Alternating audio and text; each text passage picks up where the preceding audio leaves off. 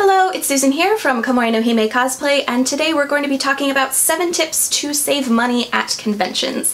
Conventions are a great way to spend time with friends and to also make new friends and meet other people in the community. The only drawback is that cons tend to be a little bit on the pricier side, so here's a few ways to bring down the cost. And the first is to pre-register. A lot of conventions will sell tickets at a discounted rate earlier on. They'll either do it in increments where they'll sell so many tickets, and as they sell so many, the price will increase.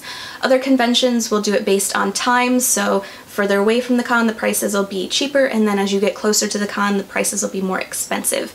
Conventions will also tend to have hotel rates with the hotel that they are associated with, or nearby hotels that'll be a bit cheaper than just buying the standard room.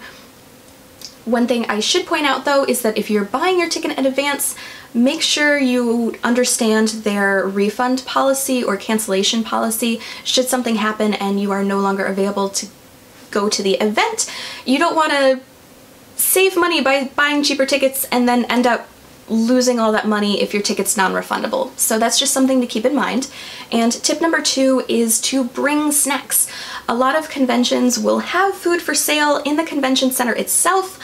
Unfortunately, that food tends to be super expensive. You'll end up paying like 20 bucks for chicken nuggets. So bring snacks with you, either bring them in your bag or keep them in your room. Some great things to bring with you to the con is to bring something healthy, something filling like granola bars or nuts and trail mix, something that'll be very filling. And if you want something to keep in room, you can check your hotel beforehand and see whether or not they have a microwave or whether or not they have a refrigerator, and you can bring even more snack options or even food options based on what's available in your hotel room. I've done in my early days of convention going, we brought a loaf of bread and a jar of peanut butter and a jar of jelly, and we made peanut butter and jelly sandwiches in our room. So, well, may or may not want to go that far, that is something that you can do. And that reminds me of tip number 3, which is to share with friends. And obviously I am not recommending where you stack the room and you pack it like sardines and it becomes illegal for overcrowding. Don't do that. But if you are looking to split the cost of a hotel room, you can share with your friends. Just make sure that everyone's communicating so everyone knows how much the room is going to cost and how much they owe for their section of the room, so you don't end up with any awkward conversations later on. And tip number 4 is to become a panelist.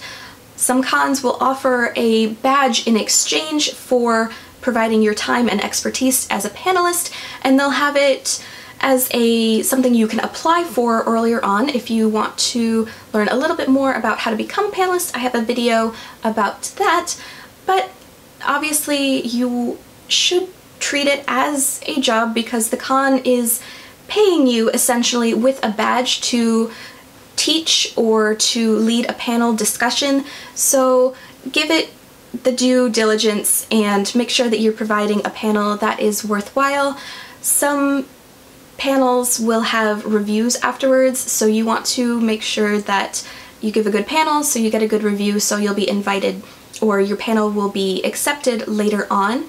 And make sure you show up, because if you say you're going to be a panelist, they give you the badge and you don't show up for the panel, they can either, depending on how they have their payment system, they can either charge you for the badge later on if they provide you with a badge and they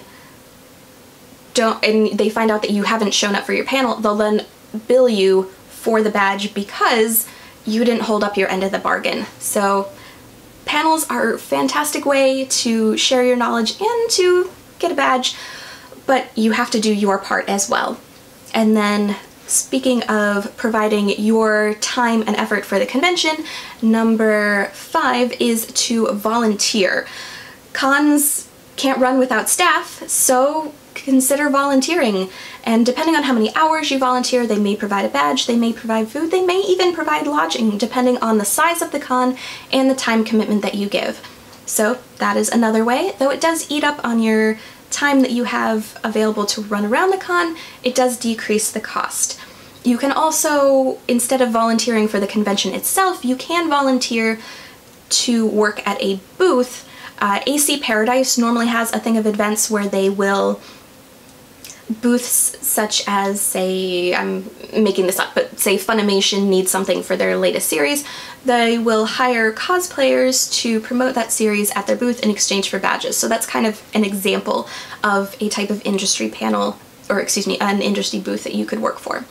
And number 6 is to sell at a flea market. Now, this isn't really a saving money tip as it is a making money to make back the cost of the con, but I have seen a lot of conventions start doing flea markets. They will be either for merch or for cosplay or for both. Just make sure that you read the guidelines of the swap or flea market before you go, just so you don't accidentally bring something that's not allowed to be sold.